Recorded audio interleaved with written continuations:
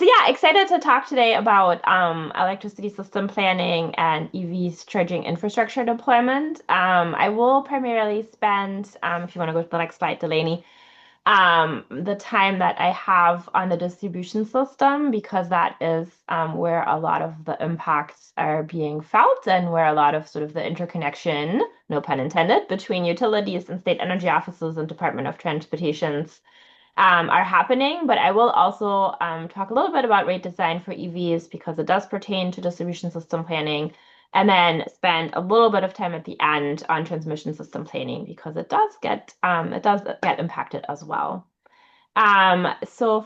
Next slide, please. I wanted to just level set a little bit about the electricity system. I know that you all know this very well, so I'm not going to spend much time on it, but if you want to go to the next slide, I just wanted to kind of use this graphic from the Department of Energy to just, remind ourselves we have a very changing electricity system. It was very linear in the last, decades before the advent of distributed energy resources, storage, solar, electrification of buildings and transportation.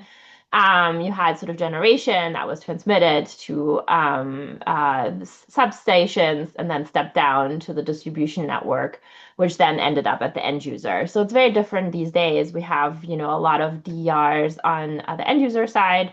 We have some battery storage that's connected on the transmission network. We have a different mix of power generation with the advent of renewable energy and others.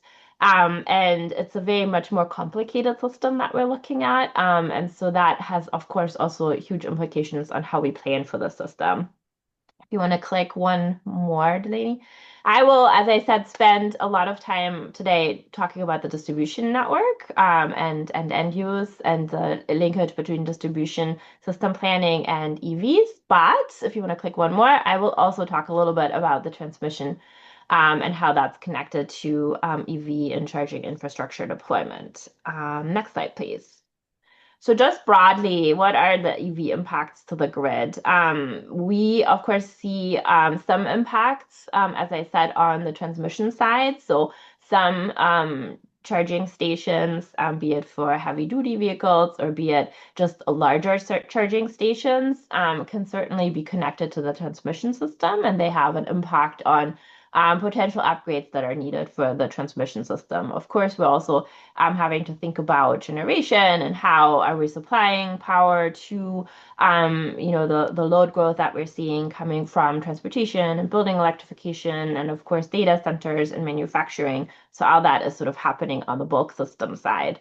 But the main impact, I would say, is on the distribution system. And so you have sort of these three parts. There's the distribution circuits, where the charging stations can really kind of overload specific distribution circuits. You also have distribution substations that might get impacted, transformers, which is a challenge in many instances because we're actually looking at a very long lead time for transformers, and the supply chain is really challenging for that. And then on the premise level or sort of the home level, EV charging at home can also impact, upgrades to the house or service transformers, and more closely located to the end use. Next slide, please. So I mentioned already, next slide, we're really looking at a changing distribution system, and this isn't coming just from the advent of distributed energy resources, although that's certainly a large part of it, and EV charging and other electrification. But we're also much more thinking about how some of the threats that we're seeing are impacting the distribution system and consequently how we plan for things. So we, of course, see extreme weather events increasing. We also now are thinking much more about cyber attacks and what those might do to our electricity system. Affordability, both for the residential as well as the commercial customer side, is a different kind of thought process or importance these days as we're looking at load growth. And then we're also having a lot of local, state, and federal policies to contend with, right? So at the local planning side, there might be, considerations of climate change or sustainability or other local considerations. Sometimes on the state level, we're also seeing economic policy play a factor into this. And so all these kind of planning inputs need to be considered when states are thinking about how to plan for the distribution system of the future. Because with all investments of the electricity system, sort of the lead time for a lot of these investments is quite long and needs to really kind of consider decades into the future. And so Mm, a lot of things get kind of factored into the planning analysis. I'll go into that a little bit later. And then there's sort of this identification of what does the distribution system have to respond to when it comes to the need from state, local, or federal priorities. Next slide, please. So the other thing to note is that we see a really increased investment in distribution system, and so it's not as much right now. I mean, these are 2024 numbers, so we'll see if that changes in 2025 and beyond. But really, so far in the last roughly 10 years or so, we've seen much more of an investment on the distribution side. This is coming from, a lot of the US states that require regulated electric utilities, so investor-owned utilities that are regulated by the Public Utility Commissions to file a distribution plan, and I'll talk about that in a minute. Um, but a lot of we're not building as much transmission in this country. Generation, yes, but the bulk of kind of the investment has been on the distribution side. So that's also changing the distribution system as we know it. So going to the next slide, I'm going to spend a little bit of time talking about how sort of the distribution system is planned in this country. Of course, this is, of course, as with anything in the electricity system, this has a lot of different variations across the states and the territories and the District of Columbia. So everything is very different when it comes to each state. But broadly speaking, I pulled this map from one of the Berkeley Lab NASEO publications on distribution planning. This is kind of what the country looks like or looked like in 2023. It's definitely changing a little bit. But there is a number of states that are asking their regulated utilities for distribution plans. And not all of these states, this is just called a distribution plan. You can see there's a number of different kind of components on the map already, but there's a wide variety of ways that PUCs are asking for this information. It might be in a transmission and distribution improvement plan. It might be in a distributed energy resource plan. It might be in a grid modernization plan. These have different kind of titles and foci, but they by and large think about, the distribution system and how it's changing and how to plan for it. We also see integrated distribution system planning, some of the information on distribution planning and sort of the factors impacting it might also come from an electrification plan or an integrated resource plan, which looks a little bit more on the generation side, or a state energy security plan, which a lot of the state energy offices do, where they sort of look at risks to the distribution system and the electricity system as a whole and kind of figure out how to mitigate those risks. But in general, the distribution plans and some of these other plans include some procedural requirements. So they usually talk about how often they get filed, how what the planning horizon is. Is it 5, 10 years? What is the type of stakeholder engagement that the utility is undertaking? Sometimes there's requirements around that. The data sharing, a lot of times there's sort of stipulated like what data should the utility share. That's been in the past quite challenging sometimes because the utilities usually have very specific models that they're running with proprietary data. And so there's sometimes hesitancy on the side of the utilities to share that data. And then for stakeholders, it's kind of hard sometimes to understand if the assumptions that a utility is making when they're modeling or load, trends or doing load forecasting is actually, is sort of in line what other stakeholders think is important. And then how to like treat confidential information and these things. A lot of times in terms of substantive requirements in these distribution plans, that would include, for example, information on the current state of the distribution system, the load forecast I just mentioned, maybe a specific forecast for distributed energy resources, a risk analysis, and what sort of the budget is. Grid needs assessment and a non-wires alternative assessment. So, any kind of investment that doesn't include hardware or wire infrastructure, potentially grid modernization strategy, and sort of an action plan. And sometimes these utility planning requirements also ask the utility to outline how they are aligning this distribution plan with other electricity planning things like pilots that they might be doing, or stakeholder outreach, or if they are a vertically integrated utility, how they're planning for transmission and generation, or how they're thinking about some of these overall pieces of the electricity system. Next slide, please. So this is just kind of a highlight overview of how this sort of looks like and the different components. I'm not going to go into all of these. I'm going to pick a couple that I wanted to highlight. But it really starts with the states setting the goals on objectives. That they want to see in terms of the long term and the high level outcomes, and then the steps to achieve them. And then turning that around, those determine the capabilities, functionality, and system requirements that you might want to see in a distribution system. And a lot of times the sort of thinking has evolved a little bit from just thinking about distribution system planning as one part. I already mentioned some states require more alignment with other parts of the electricity system. So that's what we call IDSP, Integrated Distribution System Planning.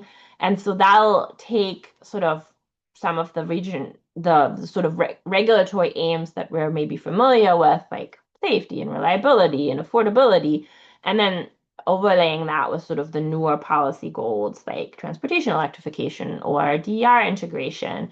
And then on top of this, a lot of times there's sort of this overlay then on how does that get factored in with transmission planning and generation planning.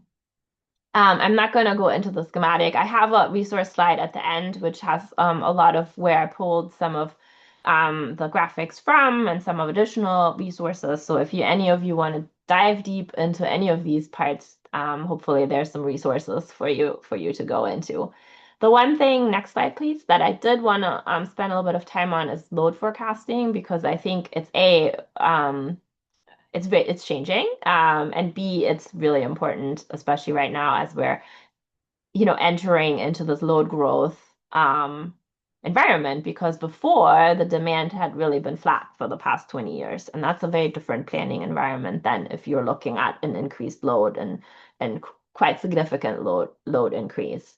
Because if you are having a flat demand curve, then you as a utility have really time to react and can kind of think really strategically how you potentially want to meet small load growth that might come in different areas or regionality from new customers or businesses. And you could really kind of model the past consumption and use that as an indicator to future consumption.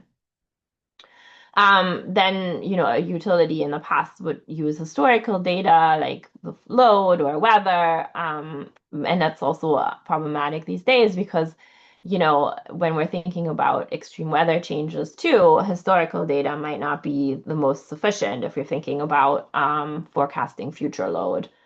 And then, of course, as I mentioned before, we're having all these different DERs coming onto the system. So we really need to understand kind of the gross load versus the net load and how and where technologies might be adopted today and in the future.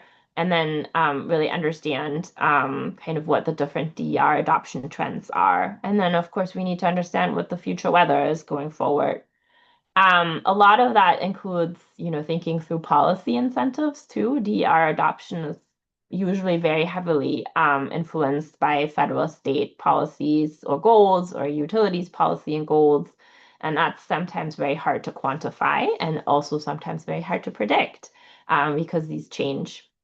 Um, so forecasters really try to build different models to meet their specific needs. Here's just the schematic of where some of the use cases are.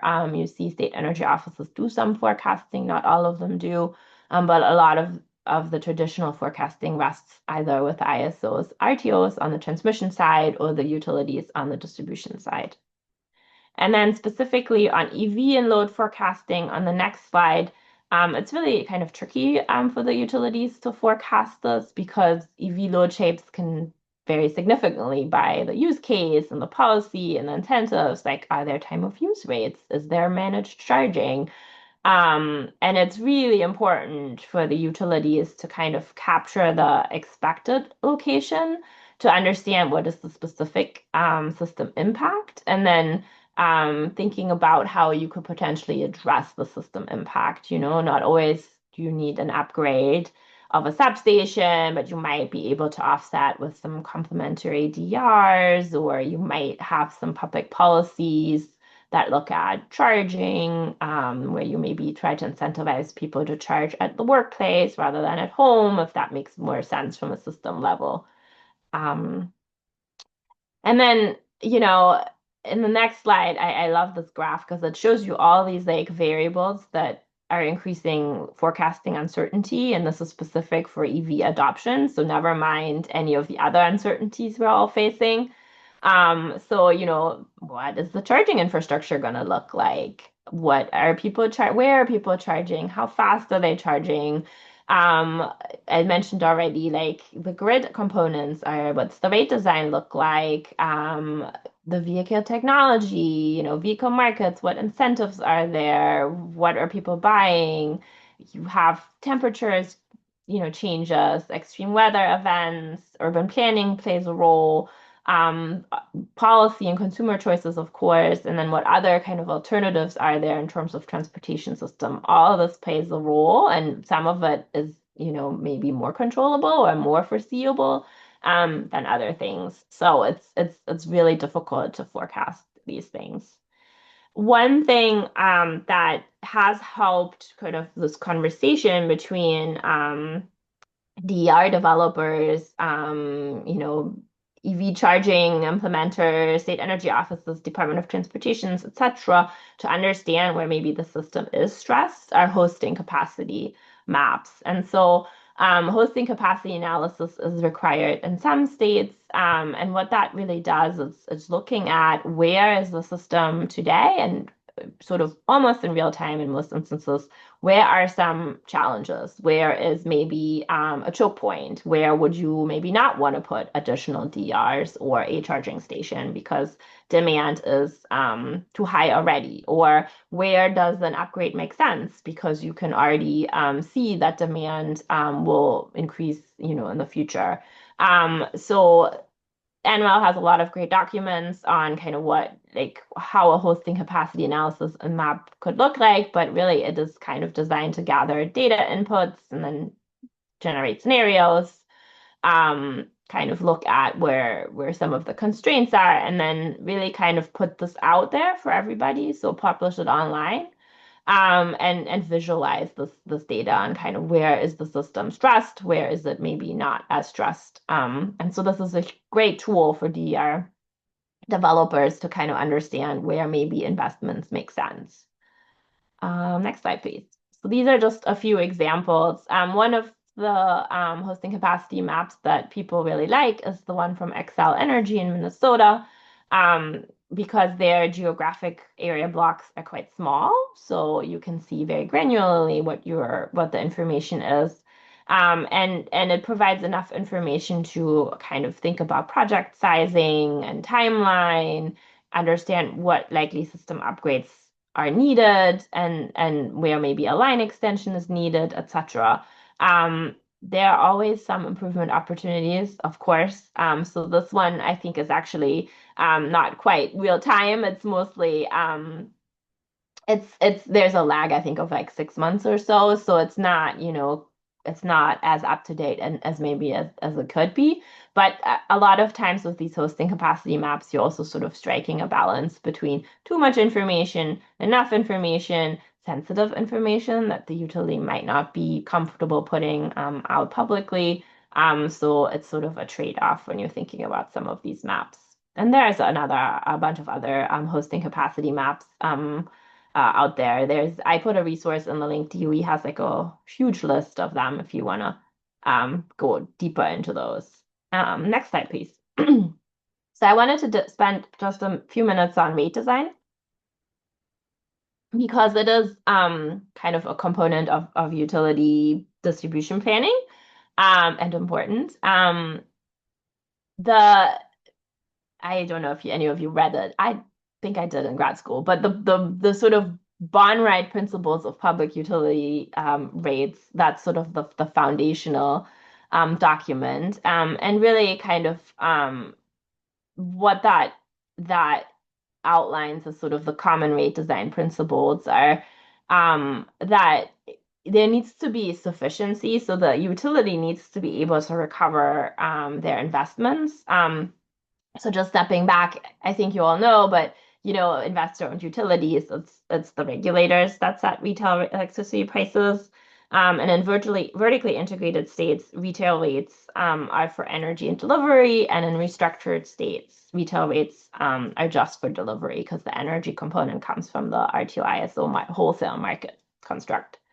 And the regulators really strive to approve rates that are reflective of the costs of the utilities.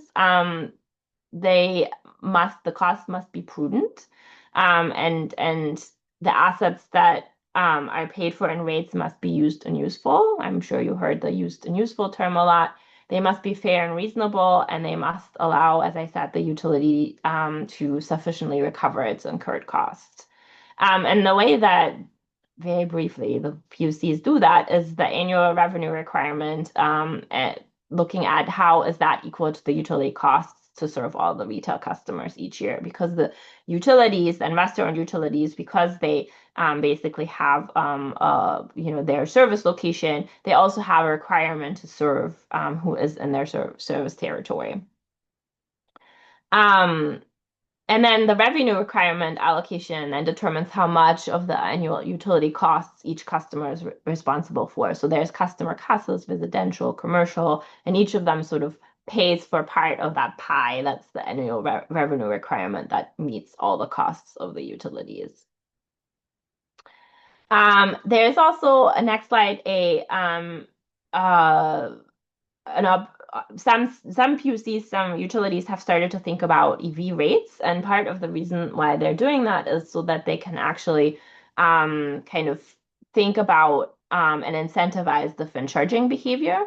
And these are kind of usually the components that you see when you're looking at an EV rate. And one is thinking about sort of the metering configuration. Is it the whole home? Is it a facility? Is it via the account meter? How is that sub-metered so that you can to the charging station so that you can allow for an EV only rate? So there's some technology requirements that need to be in place. There's usually a temporal differentiation, so seasonal differentiation of load and costs, like is it summer, is it winter, and so forth. A locational differentiation, so where are you charging? Usually there's demand charges. So the way that this works is there's two primary ways that electric utilities bill customers for electricity.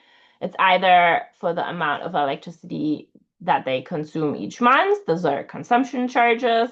And then the other way is, and this is usually for large commercial and industrial customers through demand charges, and that's billed for the highest level of electricity during a billing period. So it's sort of maximum or peak demand. And so the idea behind that was that the utility could make sure that the cost of maintaining the power system really fell to the ones that require the most from the system. That's the idea behind demand charges. And then charging controls. So like, does the customer control the charges? Does the utility control the charging behavior? And that might also result in different rates. So quickly, I wanted to go to transmissions, the transmission system as well. So I will finish with that. But the reason we're also thinking about transmission system and EV charging is if you go to the next slide, um, with heavy duty vehicles, or if there's like a passenger plaza on a highway where there's potentially a lot of light duty vehicles that are charging at the same time, we are starting to come above the kind of distribution interconnection limit. And so there was this, I'm sure you've seen this national grid study, but that looked at like how much do we actually need, and it really was kind of eye-opening in the sense that you probably do need to require interconnection to the high voltage transmission system when you're thinking about some of these really high demand charging sites, because they could easily get, sort of the equivalent of a small town in terms of energy demand. Um, Next slide. I just quickly, how does this look like in the US when you're thinking about transmission planning? It's, of course, again, different. Depends, are you in an RTO ISO? And in regions where there is an RTO ISO, which is on the right-hand side there, those are the ones that do the transmission planning. There in other regions where utilities own transmission lines, so vertically integrated, each utility plans their own, and then there's some regional coordination. There's also some private companies which can build merchant transmission lines. There are FERC, the Federal Energy Regulatory Utility, no, Federal Energy Regulatory Commission, FERC. They are the ones that sort of oversee this on the federal level, and they have a role in particular when transmission lines cross state boundaries. But in general, the way that regulate the transmission is planned and regulated is that you have the state public utility commissions that regulate the electric utilities, and then some state agencies and local governments are responsible for siting and permitting. If a transmission line crosses federal land, that also then involves federal agencies. And as I mentioned, FERC sort of establishes the policies overall, how transmission is planned and how costs are allocated. And then Congress has a role, of course, with setting laws and kind of regulating what FERC can do and cannot do. Next slide. This is sort of a very generic transmission planning process. As I said, it varies a lot. But in general, there's a needs assessment. What do you need in terms of transmission? There's sort of transmission solutions that are being proposed, or potentially some alternatives that don't include transmission lines. There's a cost benefit analysis. Then there's like a cost allocation study. Who should pay for this? Especially challenging when a transmission line crosses a number of states. And then the PUCs within each state have to approve, so regulatory approval. Never mind the permitting and siting.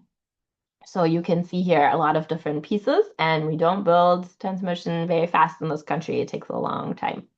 So a lot of times people have now started to think about what maybe are some alternatives when you're thinking about building transmission lines. So a couple of items I wanted to mention, and that'll be my last slide, is that one of the things that was really helpful and important is to get the most efficiency out of the current transmission system. So thinking about advanced grid optimization solutions or grid enhancing technologies, GETs. NASEO is just launching a policy in a box that talks about some of the policies that states across the countries have implemented, laws that have been passed when it comes to these grid enhancing technologies on the transmission side. Because the one challenge has been in the past that the reason they might not be used so readily is because the recovery of the investment isn't always straightforward when it comes to utility regulation. So that's been a hesitancy on the utility part. So these kind of technologies would make the existing transmission lines more efficient. They would also have added benefits sometimes of enhancing the resilience and reliability For example, by reducing the sag of lines, which can, if a transmission line sags, it can be one of the culprits of wildfires. So also has a side effect of that. Of course, sometimes these are also more expensive, so there's a cost benefit trade-offs. And thank you, Catherine is putting the links in the chat. And then we also worked with Dexter and Highways to kind of put together a very short primer for state energy offices on highway right-of-ways in the transmission corridor. So especially when we're thinking about like service plazas, et cetera, that really need to be connected to the transmission line. We could think about how can we maybe use the right of way for transmission, so be really directly tied to kind of the energy needs maybe from an EV charging perspective, or if that isn't the case, still, think about creatively how we kind of maybe look at solving the issue of where do we put these transmission lines, because of course, there's a lot of not in my backyard and a lot of opposition sometimes when it comes to these transmission lines, which I completely understand. So those are some of the more, latest kind of thoughts on how to advance the transmission discussion. Just a big slide with resources, my contact information. And yeah, that is sort of the really quick rundown of the electricity system in this country in this speedy way. And looking forward to your questions. Great, thanks, Kirsten. Yeah, I want to open it up for any questions that you all have. Thanks, Catherine, for putting those resources in the chat, and we'll send these slides around as well so you all can take a deeper dive into some of those links. Tammy.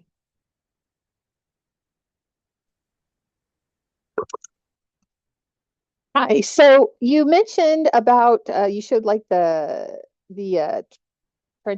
not sure exactly what it's called, but the capacity maps that you showed. And that I know that one's been shared around as a common thing that the utilities should have available so that developers know, ahead of time where they should even ask for putting in charging stations. So they're not looking somewhere where it's just not possible. But then there's also the side, the utilities, a lot of them don't want to release that information publicly, or they just don't have the capacity to keep them updated so that, they're actually relevant. Um, what, I mean, is there something NASEO can do to like work with the utilities to share them? Hey, this would really help you if you could get this done and get this out there so that it's available. Because from the utilities, we've also heard that oftentimes they are just when we would put out, say, call for NEVI projects, they're inundated with, requests from developers for capacity for, 10, 20, however many different locations when we're building one station, but they have to do the research for all of those. And so just trying to strike a balance between, I know you mentioned it, that the privacy that the utilities want to have over their information, but the accessibility of the information as well. And what can we do? What can NASEO do? What else to make that so that they're communicating better? Yeah, that's a great question. So one thing I will say that I think has been really positive for the utilities on the hosting capacity maps is that it does reduce sort of this one-off conversation that they have to have a lot of times, which is really time intensive. And you mentioned sort of, yeah, there's like maybe 10 possible sites and they have to do the research for all of them. Versus if they sort of have a ready map, it might already tell you, well, no, it's going to be these two sites and we can do maybe a deeper, research into each of those sites. I will say with most of the states, I think that have hosting capacity maps, there is some sort of requirement usually on the PUC side. They're asking those utilities to make this information available.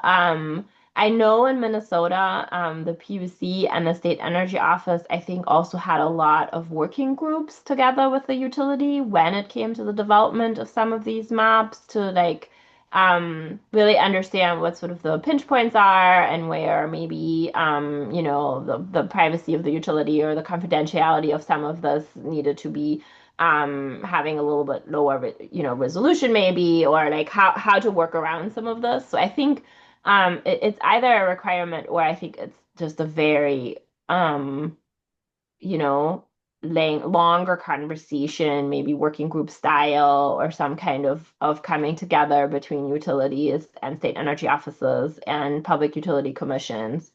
I will also say, it really depends on like it's maybe easier for some of the larger investor-owned utilities to do this rather than like, your muni, your co-op, your rural utility that's small and doesn't have that information. So I mean, one thing, and this comes from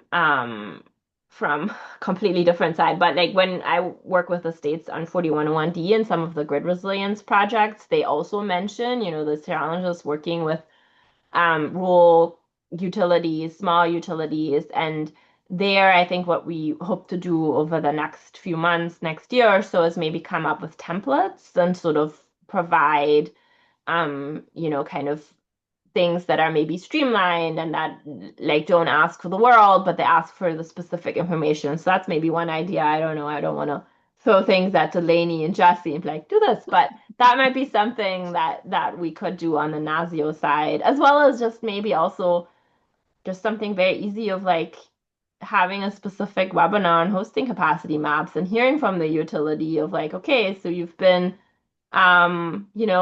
Excel, you've done this for the last however many years. How's it going? What is the issue? And sort of maybe hearing from them directly of like how has it been going and has it been helpful also for the utilities?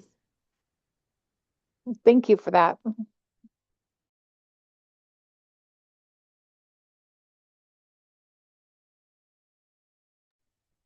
All right. Looks like Lucy from Atlas put in some information here. I don't know if you wanted to add anything to that, Lucy. No, but thanks for the chance, just sharing out a resource in case it's useful. Great. All right, any other questions?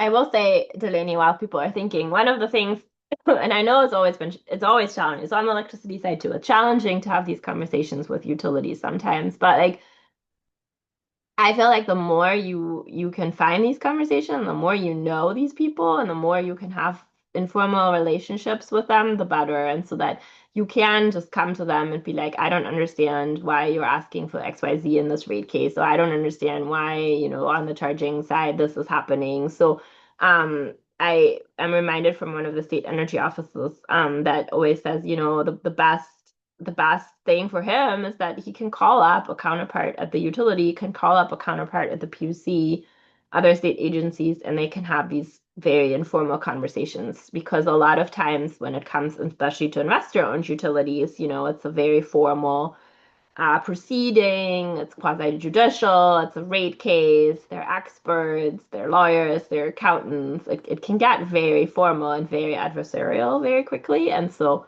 I think as much as these conversations can happen in working groups or informally, before it even comes to a rate case, I think the better.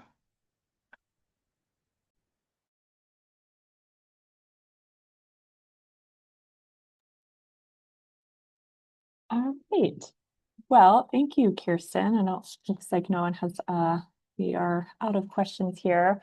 But if you think of some, we still have a few more minutes. But in the meantime, I want to hand it over to Amy Snelling from NREL to give us an update on our research they're working on. So Amy, feel free to take it away. Thank you, Delaney. Hi, everybody. My name is Amy Snelling, and I'm a project manager and researcher at NREL, and I was invited here today to share information on an FAQ document on utility engagement that the Joint Office Technical Assistance Team is working on. So we started working on this in response to feedback shared during an earlier working group meeting. So we heard this need for guidance on how to engage effectively with utilities. So including like, questions to ask utilities in these conversations around planning, best practices for working with a PSC or PUC on other like related topics. And obviously we have these working groups to kind of collaboratively work through how to find answers to difficult challenges around utility coordination or the presentation Kirsten just gave. around strategic planning and so on. Like all of that is so valuable. But we also wanted to provide another kind of forum for how you guys can kind of capture this information. So we do recognize some value in having just a document to reference on what the basics of utility engagement are. So that's what we're developing. And it's really designed to be that foundational overview or jumping off point for utility engagement. We feel like that understanding the context, the business model, and then the regulatory structure for the utility you want to engage with is that a requisite first step. And so these factors obviously vary by state and by utility. But learning the nuances of the regulatory model in your jurisdiction will facilitate that communication and help in finding that common ground between the utility and then your department.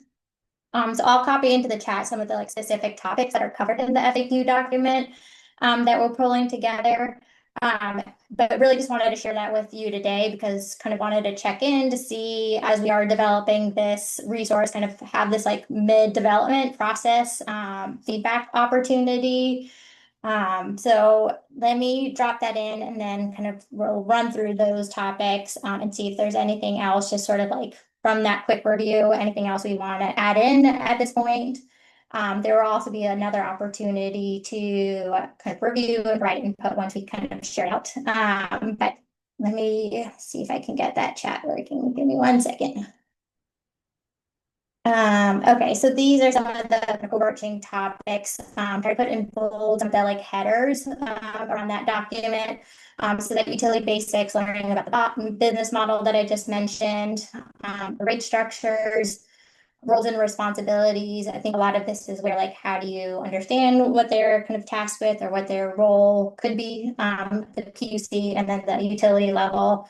And then a few key considerations based on specific topics that came up from one of the earlier calls around managed charging, and then sharing some practical experience. Mark Simon, who's at the Joint Office, previously worked with Con Edison and the New York Power Authority to deploy level 2 and DC fast chargers. So he has really great perspective. It's really grounded in actual practice. So we captured a lot of his insight and have that in the document as well. But I will pause there to see if there's any questions or comments on the topics that we're including, or just want to see if there's anything else that you'd like to see covered, just so we can make sure it's like most relevant of what your state's needs are.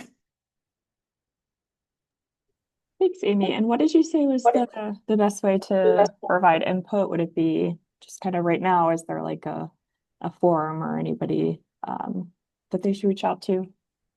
Yeah, that's a great question. Yeah, I didn't make that clear. Sorry. Yeah, you can, I'll put in my email if folks want to like reach out to me. We can have a conversation, or you just can shoot me an email, like specific topics you want to make sure that are in there. If you don't have like kind of the immediate input now. Timeline for when this resource will be available. I think we're hoping to have it by the next working group. But I don't know exactly, Jesse, so I don't want to make any promises, but that's sort of where we're aiming for. And it might also be, we could share out like an updated, thank you, Delaney, updated draft at that point. And so we can kind of have it be like a working document that we continue to update based off of the kind of top questions that come out. Great, thank you. And when you say the next working group, the next meeting of this working group? Oh, yes, sorry. Okay, no, just checking. Thank you. That's great. Yeah. And then I will say, also, I mean, like Kirsten's presentation was awesome. If there's other like more technical or state specific needs that you have, you can reach out your joint office regional lead. They're still available to provide that kind of like more targeted technical assistance support. That's really more specific to your situation. The document that we're going to be providing is that like higher level. But if you want that like next level of service, that would be another opportunity to get that feedback. Thanks, Amy. I think the one thing I'd flag just from previous conversations with this group that maybe isn't covered in the list you put in the chat is how they're engaging utilities on specific EV charging programs. It looks like a lot of this is more high level, but I know we've gotten into on previous calls, like for a NEVI solicitation or CFI or any other program, like how are state energy offices and DOTs working in advance with their utilities to set potential applicants up for success, kind of streamline that application process, and try to have a better sense that awarded projects can move forward relatively quickly. We've seen Okay. everything from like, the red, green, yellow type maps for utilities that maybe aren't willing or able to do the full hosting capacity map like Kirsten showed, to just like having even a single point of contact for potential awardees so they know they can get that sort of feedback before the application deadline. Maybe that falls under this last practical experience bullet, but anything you guys are able to put in writing around that would be really helpful. Yeah, absolutely. Those are really great points. And I did want to also jump in on that like capacity map. I have heard from utilities, obviously it does feel like a security concern for some of them. And I feel like I've heard some potential solutions around like having it be like just a password protected site and they have to like approve the access. Like that might be another like workaround for those, or like a suggestion to the utility of like, here's how you can handle it that like still maintain some of the security, but without having it not available at all for the kind of interested customers. Yeah, I was like password protected or like kind of approved upon like email request and kind of having a conversation with the person just to make sure it was like a legit interest. Yeah, great points. We'll make sure those are covered.